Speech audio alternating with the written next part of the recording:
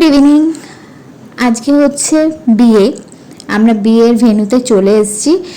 আমাদের সাজতে গুজতে কিছুটা দেরিই হয়েছিল, কিন্তু এসে দেখি না অতটা লোকজন আসেনি।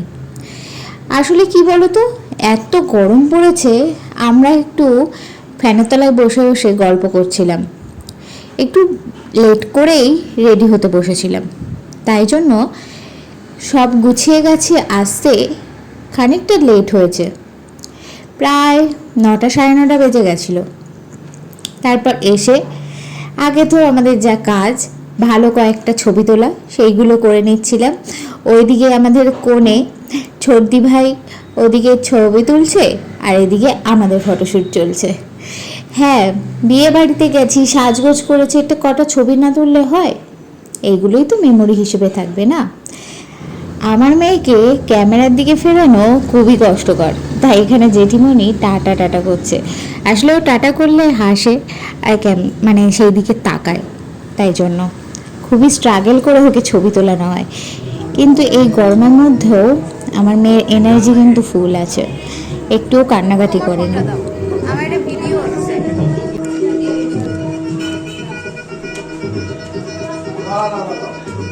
তাহলে আমার সাথে অবশ্যই যোগাযোগ করবেন কমেন্টে।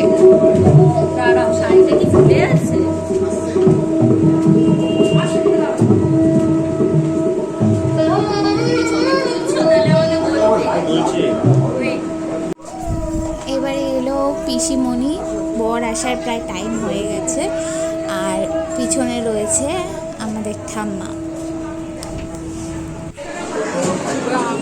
Thank you.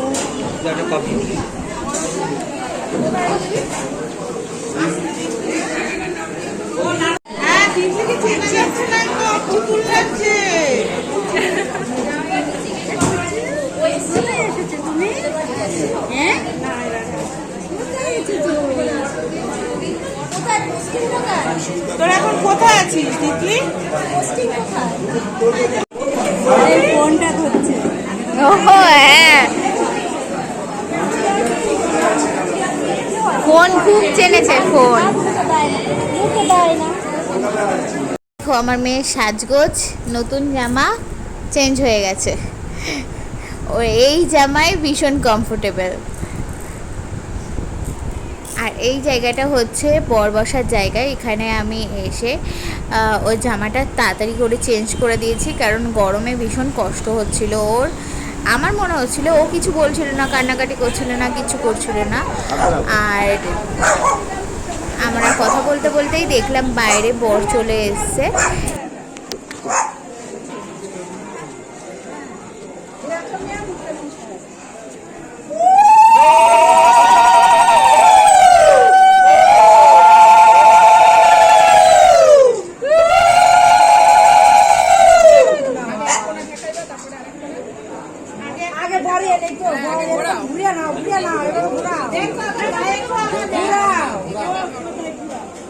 আরে এরকম করে ঘুরাও।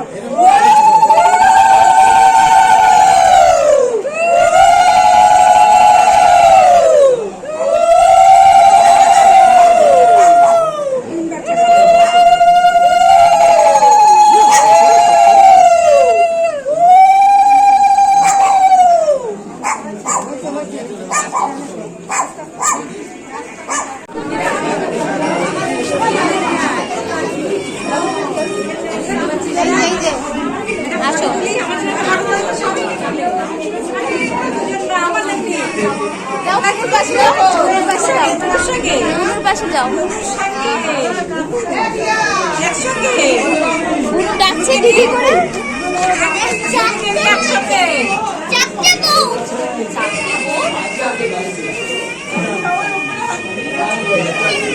দেখো এই যে দাদা দাঁড়াও, ওখানে দাঁড়াও।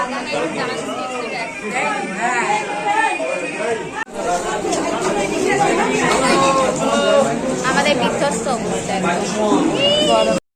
আমরা বেশি লেট করিনি, যেহেতু বাড়িতে আসতে হবে। সেকেন্ড ব্যাচে আমরা বসে পড়েছিলাম খেতে, আর মেনুতে ছিল এইগুলোই, দেখে নাও তোমরা।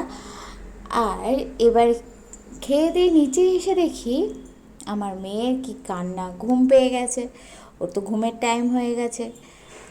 তো তারপরে আমরা আর বেশিক্ষণ লেট না করে ওখানে আর বসিও নি, তারপরে আমরা বাড়িতে চলে এসেছি।